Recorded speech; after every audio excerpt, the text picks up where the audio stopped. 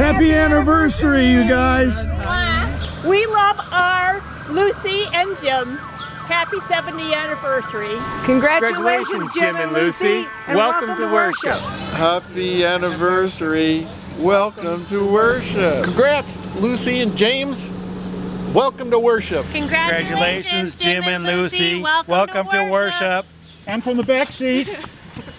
Congratulations, Jim and Lucy. Welcome to worship.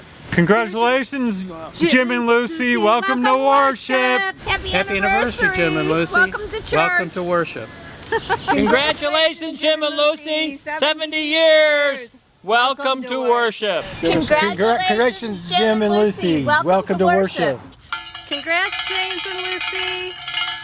Welcome to Worship. Welcome to worship. Congratulations, Jim and Lucy. Welcome to worship. Congratulations, Jim and Lucy. Welcome to worship. Congratulations, Jim and Lucy. Welcome to worship. Whatever he said. Congratulations, Jim and Lucy. Welcome to worship. Congratulations, Jim and Lucy. Welcome to worship.